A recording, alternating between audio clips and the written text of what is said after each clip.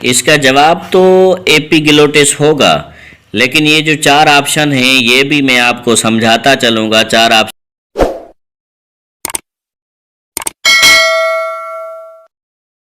बिस्मिल्लाहिर्रहमानिर्रहीम, अस्सलामु अलैकुम वरहमतुल्लाहि वबरकातहू। दोस्तों कैसे हैं आप सब? साइंस के लेसन नंबर 1 में आप सबको वेलकम करते हैं।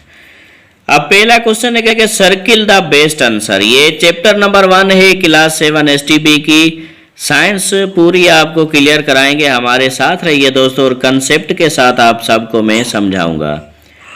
कंसेप्ट के साथ किस तरह समझाऊंगा, जैसे ये चार ऑप्शन है, मिसाल सलीवा है, बाइल है, गैस्ट्रिक जूस है, पेनक्रियाटिक जूस है। इसका आंसर है बाइल, लेकिन मैं चाह रही ये जो ऑप्शन है इनका फंक्शन मैं आपको समझा दूंगा। अब शुरू करते हैं। पहला सवाल है, वो चीज secreted by the liver and stored in the gall bladder, यानी वो कौन सी चीज है या वो क्या है जो लिवर में सीक्रेट होती है, लिवर उसको रिलीज करता है और गॉल ब्लैडर उसको स्टोर करता है, यानी गॉल ब्लैडर में वो स्टोर होती है। अब ऑप्शन ए है कि वो सलीवा है। सलीवा कैसे हो सकती है?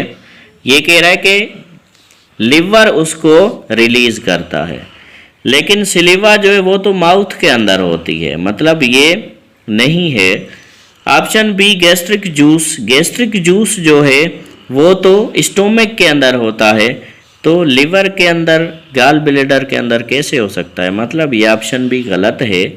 ऑप्शन सी है बाइल, कि वो बाइल है। हाँ बिल्कुल, बाइल जूस ही है वो जो लिवर से निकलता है और गॉल ब्लैडर में जमा होता है, स्टोर होता है। ऑप्शन डी है पेनक्रियाटिक जूस। पेनक्रियाटिक जूस भी वो नहीं है, क्योंकि पेनक्रियाटिक जूस जो है वो पेनक्रियास उसको बनाता है।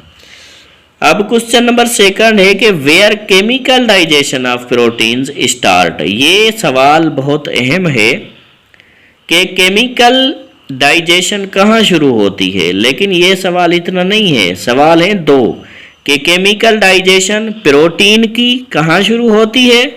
दूसरा सवाल है कि केमिकल डाइजेशन कार्बोहाइड्रेट की कहाँ शुरू होती है। अब ये आप देख रहे हैं, ये है प्रोटीन। प्रोटीन के केमिकल डाइजेशन प्रोटीन की जो है वो स्टोमक में होती है डाइजेशन, लेकिन जो केमिकल डाइजेशन है कार्बोहाइड्रेट की वो माउथ में होती है। ये बात याद रखें। ये सवाल दोस्तों आया था पीएसटी जेएसटी में, इस पे बहुत से बहस भी चल रहे थे। लोग कह रहे थे कि आईबीए ने की में गलत दिया है, आईबीए ने गलती की है। तो इस हिसाब से देखें, केमिकल डाइजेशन हमने पढ़ा, लेकिन ये नहीं पढ़ा कि केमिकल डाइजेशन कौन सा, कार्बोहाइड्रेट का या प्रोटीन का। तो दोस्तों मैं आपको क्लियर कर दूं कि केमिकल डाइजेशन या फिजिकल डाइजेशन अगर कार्बोहाइड्रेट का है, चाहे वो केमिकल है या फिजिकल डाइजेशन, वो माउथ में होगा। लेकिन अगर केमिकल डाइजेशन या फिजिकल डाइजेशन है प्रोटीन का वो होगा स्टोमक में। अब ऑप्शन ए है माउथ में होगा, नहीं होगा। प्रोटीन जो है वो कहाँ डाइजेस्ट होते हैं केमिकल में? वो होते हैं स्टोमक में। अब ऑप्शन बी है एसोफेगस। तो एसोफेगस में तो दोस्तों कोई भी डाइजेशन नहीं होती, क्योंकि एसोफेगस एक ऐसा रूट है कि जो फूड को माउथ से ले जाता है स्टोमक तक। यानी ऐसा समझें, ये एक रोड है जो जाती है हैदराबाद से कराची। इस पे बस चल रही है, हैदराबाद से कराची जा रही है। हैदराबाद में साल माउथ है, कराची जो है वो स्टोमक है।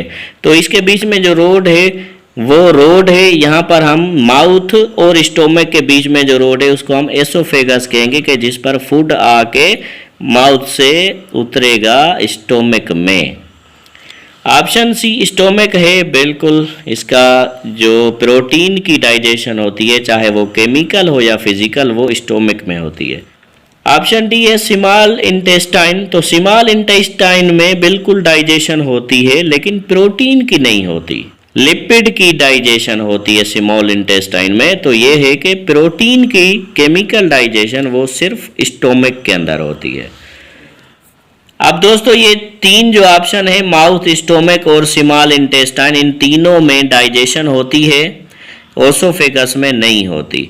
माउथ में कौन सी डाइजेशन होती है? केमिकल भी, फिजिकल भी। किसकी? प्रोटीन की? नहीं, प्रोटीन की नहीं, कार्बोहाइड्रेट की। स्टोमक के अंदर कौन सी डाइजेशन होती है? केमिकल भी, फिजिकल भी। किसकी? प्रोटीन की। स्मॉल इंटेस्टाइन के अंदर कौन सी डाइजेशन होती है? लिपिड की। अब देखें नंबर 3 पे आते हैं। Which line shows the correct order? कौन सी लाइन सही तरतीब दे रही है ऑफ एलिमेंट्री केनाल, यानी डाइजेशन का, एलिमेंट्री केनाल यानी डाइजेशन का जो प्रोसेस है वो तरतीब से क्या है? खाना जो हजम होता है, अब जो खाना हम खाते हैं सबसे पहले ऑप्शन ए कह रहा है कि हम माउथ में आता है खाना, बिल्कुल हम माउथ में खाना रखते हैं, उसके बाद उसको चबाते हैं, फिर आगे कहाँ जाता है? ओसोफेगस में, बिल्कुल ओसोफेगस में जाता है। उसके बाद खाना कहाँ जाता है? स्मॉल इंटेस्टाइन में नहीं, उसके बाद तो स्टोमक में जाता है। हम कहते हैं ना कि मैंने अभी खाना खाया, अभी मेरे पेट में खड़ा है, मतलब जो माउथ है, माउथ से एसोफेगस में जाता है, एसोफेगस ले जाता है स्टोमक में। मतलब ये तरतीब गलत है, ये कह रहा है कि एसोफेगस स्मॉल इंटेस्टाइन में ले जाता है, गलत है ये। ऑप्शन बी है फेरेंक्स। फेरेंक्स क्या है? माउथ के बाद जो पाइप है उसको फेरेंक्स कहते हैं। अब ये फेरेंक्स जो है ओसोफेगस और लेरेंक्स का ओपनिंग पॉइंट है। आप स्क्रीन पर जैसे देख रहे हैं कि हमारे माउथ के नीचे एक पाइप है, फिर उसी एक पाइप से 2 पाइप निकल रहे हैं। अब हमारे माउथ के नीचे जो एक पाइप है उसको फेरेंक्स कहते हैं, फिर उस फेरेंक्स से 2 जो पाइप निकल रहे हैं उसमें से एक लेरेंक्स है यानी विंड पाइप, दूसरा ओसोफेगस है यानी फूड पाइप। तो विंड पाइप से हम ऑक्सीजन अंदर लेते हैं, कार्बन डाइऑक्साइड बाहर निकालते हैं। फूड पाइप यानी एसोफेगस से हम खाना जो है वो पेट तक ले जाते हैं।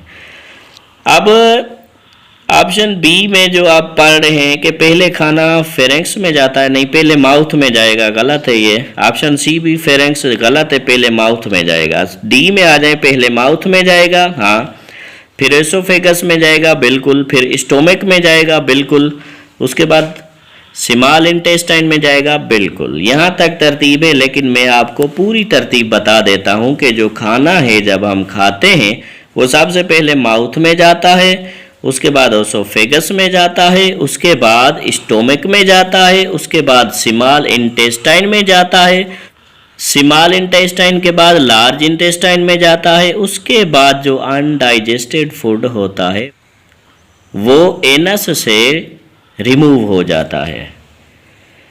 मतलब इसका जो सही ऑप्शन है वो ऑप्शन डी। अब उसके बाद नंबर 4 है, which structure prevents the food from entering the larynx? यानी वो कौन सा स्ट्रक्चर है जो खाने को बचाता है, कहाँ से? लैरिंक्स से, यानी विंड पाइप में खाने को जाने नहीं देता ड्यूरिंग स्वैलोइंग, निगलते वक्त। जब हम खाना निगलते हैं उस वक्त खाने को विंड पाइप में दाखिल होने नहीं देता, वो कौन सा स्ट्रक्चर है? मैंने आपको पहले ही बताया कि हमारे माउथ के नीचे जो एक पाइप है उसको कहते हैं फेरेंक्स। मतलब हमारा खाना है या हवा है जो हम लेते हैं ऑक्सीजन, वो हम माउथ के बाद आता है फेरेंक्स में। फेरेंक्स तो 2 पाइप में चेंज हो रहा है, एक है लेरेंक्स, दूसरा है एसोफेगस। अब लेरेंक्स में मतलब जो हम खाना खाते हैं वो तो जाहिर सी बात है आगे 2 रास्ते हैं, जाहिर सी बात है दोनों रास्तों में जाएगा, लेकिन वो लेरेंक्स में क्यों नहीं जाता? हमारा जो खाना है वो विंड पाइप में क्यों नहीं जाता? वो कौन सा स्ट्रक्चर है जो इसे विंड पाइप में जाने नहीं देता? तो वो स्ट्रक्चर है ऑप्शन ए फेरेंक्स। नहीं, फेरेंक्स तो माउथ के नीचे है, फिर उसके नीचे बाद में है लेरेंक्स। ऑप्शन बी है ओसोफेगस। नहीं, ओसोफेगस कैसे नहीं जाने देगा, वो तो भी रास्ता जितना ओसोफेगस पाइप है, लेरेंक्स भी पाइप है। एपिग्लोटिस, हाँ बिल्कुल, एपिग्लोटिस ऐसी चीज़ है, ऐसा स्ट्रक्चर है कि आप स्क्रीन पर भी देख रहे हैं एपिग्लोटिस को। जब दोस्तों हम खाना खाते हैं तो एपिग्लोटिस विंड पाइप के आगे आ जाता है। खाना निगलते हैं हम, विंड पाइप के आगे आ जाता है कि जैसे खाना हमारी विंड पाइप में यानी सांस वाली नाली में ना जाए, खाने वाली नाली में फूड पाइप में यानी ओसोफेगस में जाए। अब जब फिर हम सांस लेते हैं, ऑक्सीजन अंदर आता है, ऑक्सीजन को खींचते हैं, तो यही एपीग्लोटिस फिर कहाँ जाता है? ओसोफेगस यानी फूड पाइप के आगे जाता है, उसके मुंह पे उसको बंद कर देता है कि जैसे जो ऑक्सीजन है वो फूड पाइप में ना जाए बल्कि विंड पाइप में जाए। तो मतलब वो स्ट्रक्चर एपीग्लोटिस है कि जो हम खाना निगलते वक्त खाने को विंड पाइप के अंदर दाखिल होने नहीं देता। अब उसके बाद आखिरी है, इसके बाद आपसे इजाज़त चाहेंगे क्योंकि चैप्टर पूरा हो जाएगा। अब नंबर 5 है कि विच ऑप्शन करेक्टली शोज, कौन सा ऑप्शन करेक्टली शो करता है difference between burning and breathing process. Burning और ब्रीथिंग प्रोसेस का जो ख़ास फ़र्क है, फ़र्क तो 4 हैं जो भी आप पढ़ेंगे, लेकिन ज़्यादा जो बड़ा फ़र्क है वो कौन सा है? पहला है अब बर्निंग का पहला फ़र्क कि इट इज़ फिज़िकल प्रोसेस, ये एक फ़िज़िकल प्रोसेस है।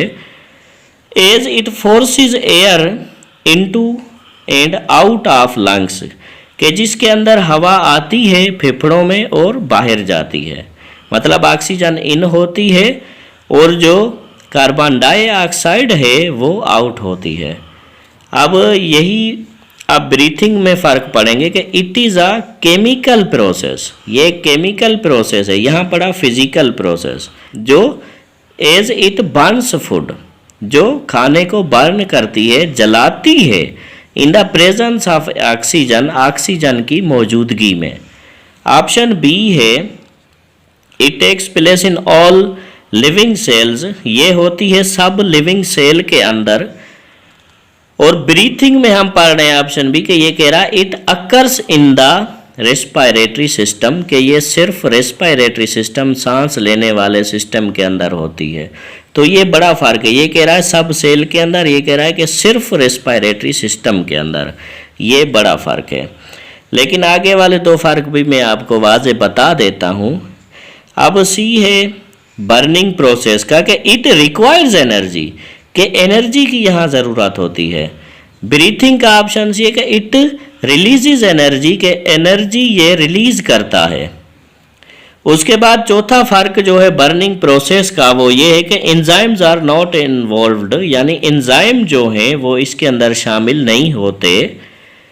और ब्रीथिंग जो है कि वेरियस एंजाइम्स, मुख्तलिफ एंजाइम आर रिक्वायर्ड, मुख्तलिफ एंजाइम की ज़रूरत पड़ती है।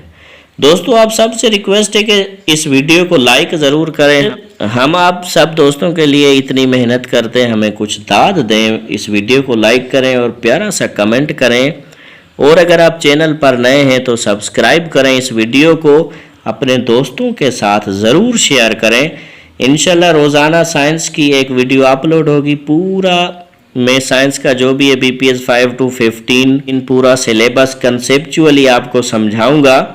इंशाल्लाह समझ आ जाएगा। आप हमारा आज़म यूट्यूब चैनल को विजिटिंग करते रहें और अपने भाई अख्तर अली सोलंकी को दें इजाज़त। दुआओं में रखें याद।